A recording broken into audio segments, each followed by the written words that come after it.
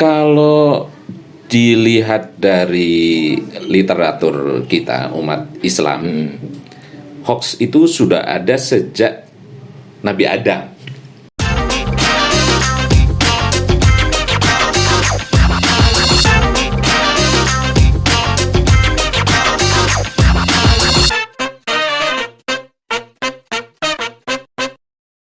Bismillahirrahmanirrahim. Assalamualaikum warahmatullahi wabarakatuh.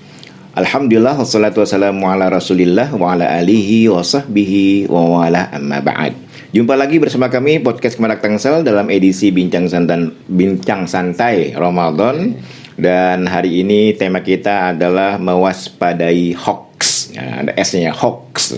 Untuk membahas hal tersebut kami telah menghadirkan narasumber yaitu Al-Ustadz Taufik Setyayuddin MA. Beliau adalah penyuluh agama Islam Kementerian Agama Kota Tangerang Selatan yang juga sebagai Ketua Komisi Ketua Infokom MUI Tangsel dan Sekjen Forum Silaturahmi Pondok Pesantren Kota Tangerang Selatan. Mari kita sapa beliau. Assalamualaikum Ustaz.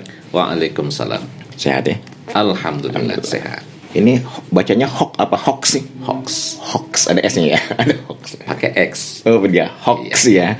Nah ini mungkin kita udah istilah hoax ini udah familiar lah ya di telinga kita. Tapi sebenarnya definisi hoax itu apa ya Ustaz ya?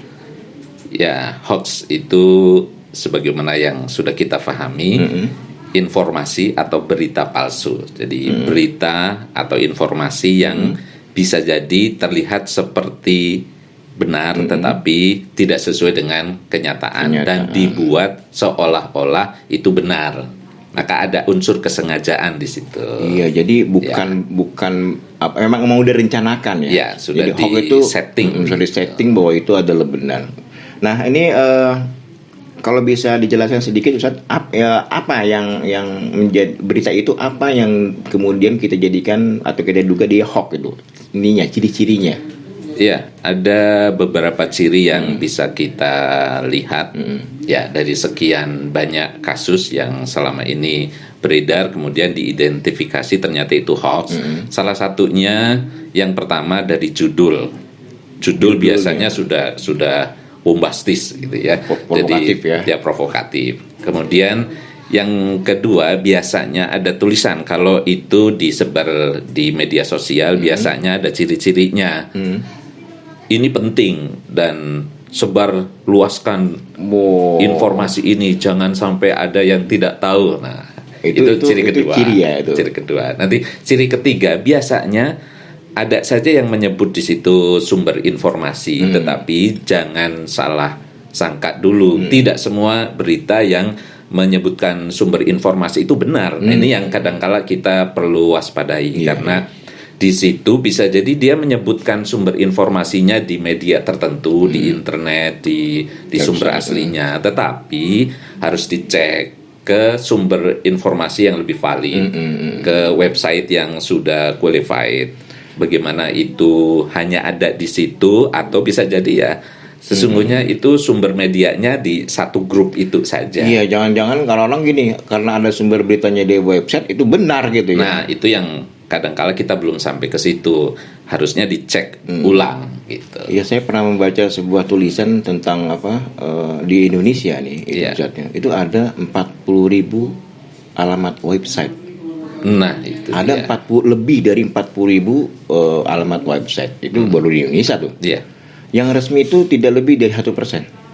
Iya. Yang resmi, artinya yang terdaftar gitu ya. Betul. Jadi begitu banyaknya alamat website di media di media ini ya, di media maya ini, sehingga kita udah susah untuk menyaring mana yang itu benar atau tidak gitu kan ya. Jadi artinya alamat itu tidak menjamin bahwa berita itu adalah benar gitu. Tidak, karena keterbukaan informasi hari ini siapapun kan sesungguhnya bisa memproduksi berita gitu. Siapapun bisa mendaftarkan websitenya untuk kemudian bisa disebarkan dengan biaya murah lagi kan ya.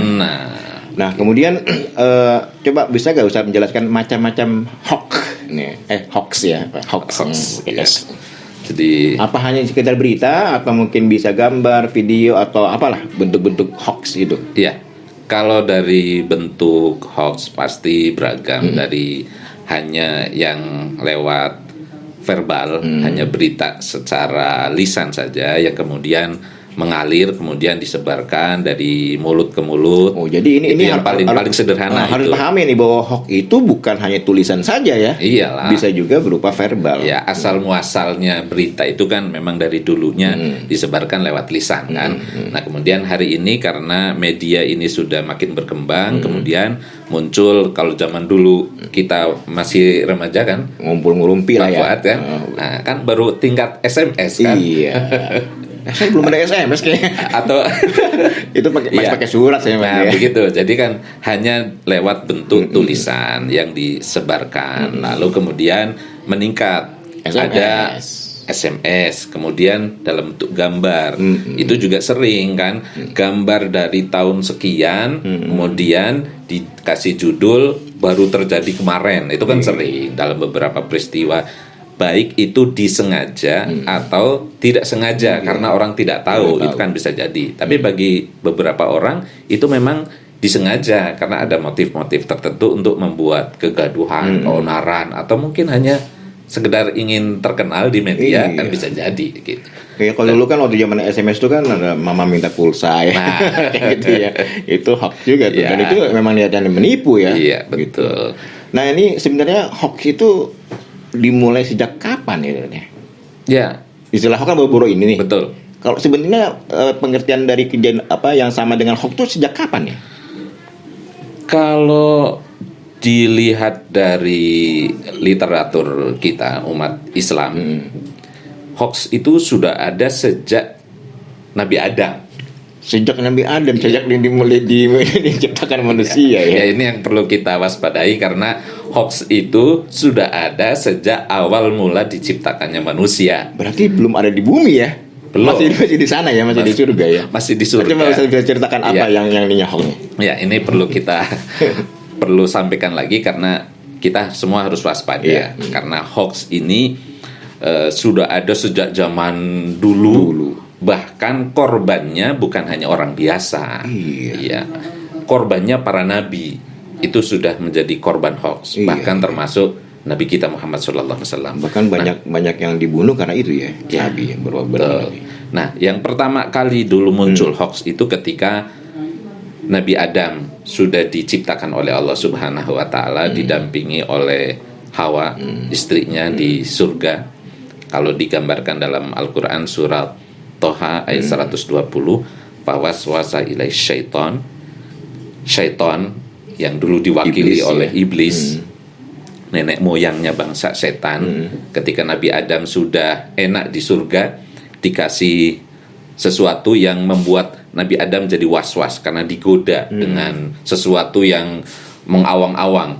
Karena kalau kita baca dalam ayatnya di situ apa yang disampaikan oleh iblis, hal adulluka ala syajaratil khuldi wa mulkil la yabla. Jadi kurang lebih maknanya, mau nggak sih kamu saya tunjukkan ala syajaratil khuldi, pada syajaratul khuld, pohon khuldi. Khuldi itu kan artinya kekal. Iya, syajaratul khuld. Lalu kemudian diistilahkan di kita jadi pohon khuldi atau buah khuldi. Kalau di ayatnya di situ syajaratul khuld, berarti pohon khuldi atau kekekalan. Di situ kan menunjukkan arti, berarti bisa jadi nih, namanya juga dibuat was-was. Nabi Adam bisa jadi saya yang tadinya diciptakan untuk sementara di surga, karena Nabi Adam pasti tahu pada akhirnya manusia itu diciptakan sebagai khalifah di bumi. Cuman sama iblis tadi tuh digoda itu dengan hoax itu, bahwa disitulah ada pohon, makanya jangan didekati. Maka Allah melarang ya. Ya, jangan dekati pohon itu. Tapi kemudian oleh iblis digodalah demikian dengan kalimat yang fantastik kan, gitu kan? Jadi Wa mulkil la yabla. waduh. Dan kekuasaan yang tidak akan binasa. Berarti kan abadi di situ. Nah, maka dari situlah awal mula hoax apa itu terjadi. Ya, di alam ini yang diabadikan oleh Al-Qur'an dalam peristiwa Nabi Adam yang digoda oleh iblis ketika beliau ada di surga, dan pada akhirnya kemudian Nabi Adam dan Hawa memakan pohon khuldi itu, buahnya itu. Turunlah dia ke bumi ya. Iya, itu kan. Iya, itu gara-gara hoax gitu ya. Hoax. Nah sekarang kalau dari zaman Nabi Nabi kita nih Muhammad SAW, ini contoh yang pernah menimpa beliau berita hoax itu apa, Pak? Ya, kalau Nabi kita Muhammad SAW dalam satu peristiwa yang diabadikan juga dalam Al-Quran, nama peristiwa itu biasa disebut hadithul ifki. Hadithul ifki. Ya, peristiwa di mana Nabi Muhammad SAW ditimpa satu berita yang menghebohkan di kalangan umat Islam di Madinah. Ya, ketika Rasulullah mendapati berita bahwa Siti Aisyah, istri beliau yang ketika itu tertinggal dari rombongan pasukan, pada akhirnya Siti Aisyah menumpang atau diberikan tunggangan onta yang dibawa oleh sahabat Sofwan bin Mu'attal ketika yang lewat terakhir menyusul para sahabat. Lalu kemudian peristiwa itu yang membuat tokoh-tokoh munafik, karena memang sudah dari awalnya punya dendam, punya kebencian kepada Islam, sehingga peristiwa itu dihembuskan dengan berita bahwa Siti Aisyah, istri Nabi, itu berbuat serong dengan seorang sahabat. Ya, digoreng itu betul. Jadi dalam hal ini berarti korban hoax itu bukan hanya orang biasa. Seperti Nabi saja, walaupun Nabi tidak menyampaikan apa-apa, ketika itu kan Nabi mendiamkan Siti Aisyah sampai kemudian ayat turun ayat yang mengklarifikasi. Nah, itu kan berarti menunjukkan bahwa hoax itu sumber masalah besar, menjadi penyebab hampir retaknya hubungan Nabi dengan istri beliau, dengan Siti Aisyah. Dan kita yang lain juga banyak sekali ya hoax ya. Dan sekarang itu zaman dulu, apalagi zaman sekarang yang sudah informasi begitu cepatnya ya. Nah, ini apa yang harus kita lakukan, Ustaz, dulu dalam rangka nih, kita kan lagi Ramadan ya. Ya jangan kita Ramadan juga masih nyebarin hoax nih. Apa yang harus kita lakukan atau waspadai sehingga kita terhindar dari berita hoax? Saya kira kita semua harus memasangkan filter dalam diri kita masing-masing. Pertama, jangan pernah mendengar informasi itu langsung diiyakan. Jangan pernah itu. Jadi mindset dalam otak itu ketika dapat informasi jangan langsung membenarkan. Ya, jangan langsung dibenarkan, karena semua informasi itu kan isinya praduga. Kita tidak tahu bagaimana hakikat sebenarnya, walaupun itu bisa jadi ditampilkan dalam bentuk visual.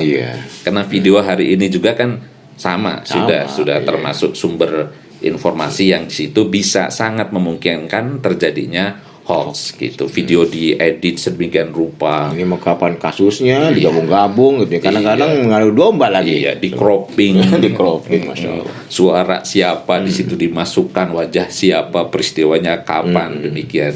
Sehingga yang pertama, ya kita kembali kepada Al-Quran. Ya ayyuhalladzina amanu jtanibu katsiran minadh-dhon inna ba'dadh-dhonni itsmun. Dalam surat Al-Hujurat itu dikasih garis bawah yang pertama, jangan suka berprasangka, dhon.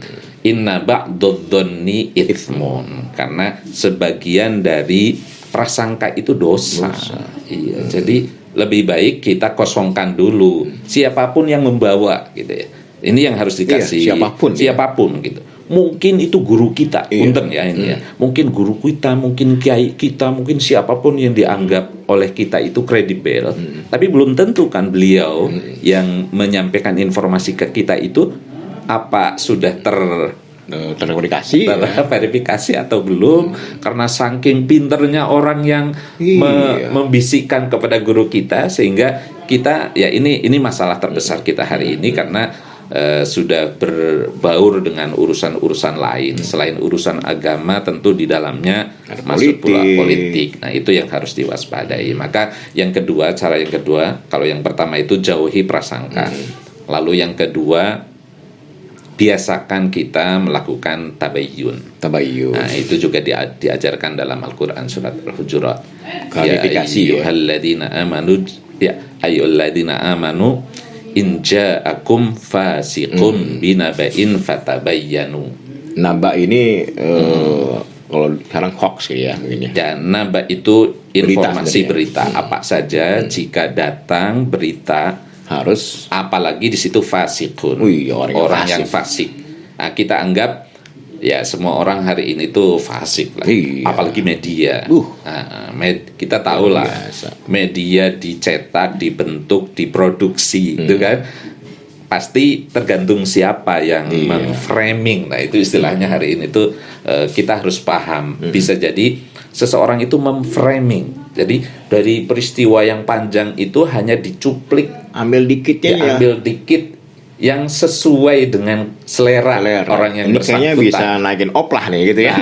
Begitu. Nah, itu yang sangat berbahaya jika kita tidak pandai-pandai mengolah berita itu, karena bisa jadi orang lain lebih pandai memframing peristiwa berita sesuai dengan apa yang menjadi pesanan gitu kan. Ya ini apa pesanan nih. Iya, bisa jadi Bisa kan. jadi. Media itu kan dipesan kan. Siapa yang bisa membayar sekali tayang berapa biayanya, ongkosnya. Iya.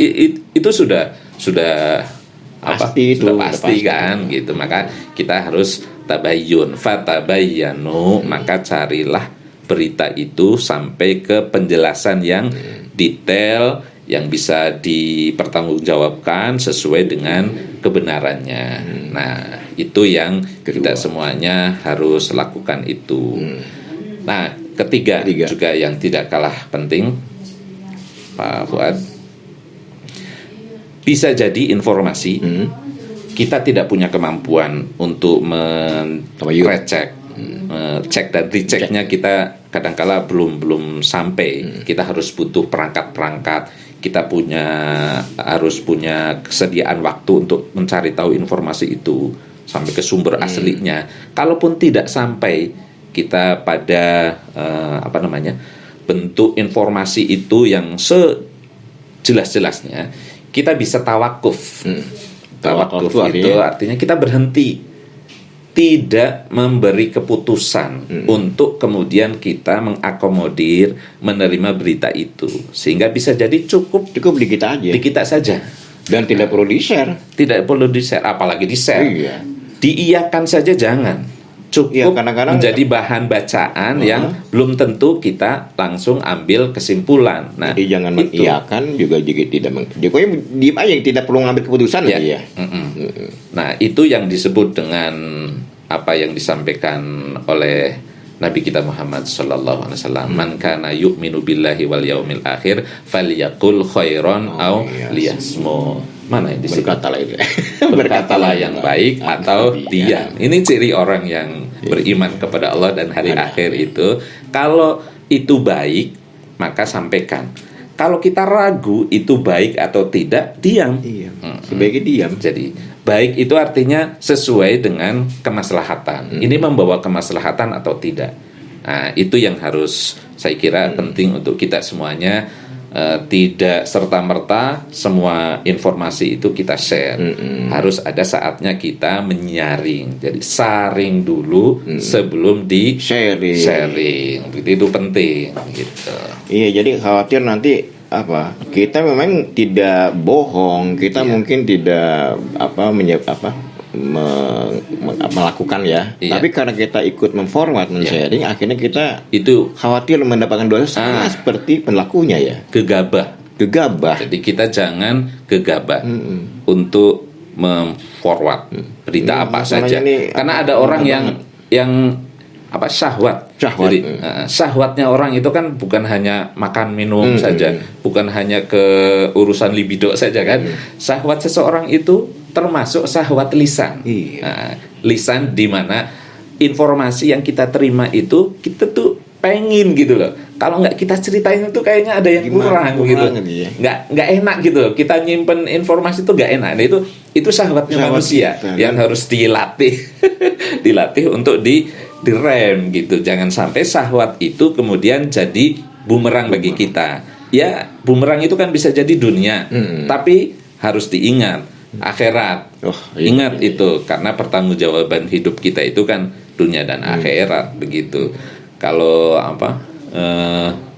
jarimu harimaumu, begitu kan? Kapan sekarang ya. Jadi bukan hanya mulut sekarang. Iya. Kalau dulu mulutmu harimaumu, hari ini tuh nggak hanya mulut, jari dari jari kita itu juga bisa jadi haram. Iya, rugi udah ngeluarin kota, tapi yang dapat bukan pahala, tapi malah jadi dosa ya. Iya. Nah, itu kaitannya dengan Ramadan.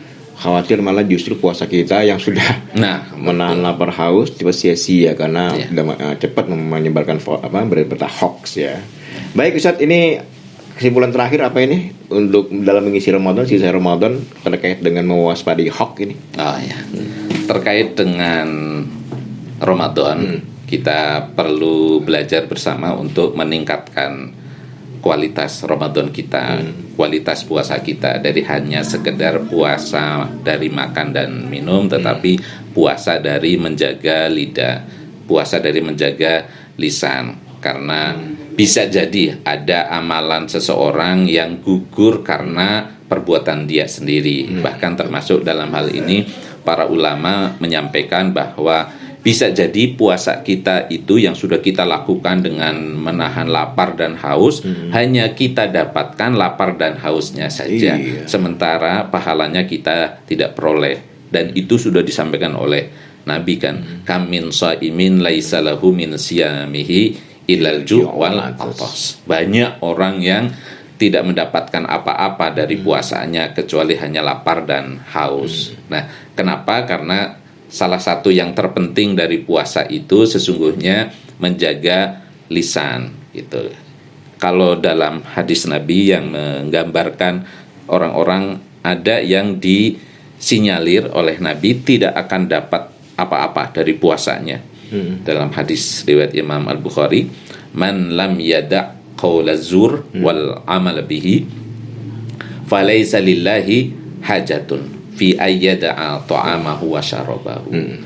Jadi barang siapa yang qaul zur, dia tidak bisa meninggalkan ucapan yang buruk, yang sia-sia, yang menyakiti, yang bohong, yang di situ mengandung unsur hoax tadi itu, berita bohong, berdusta.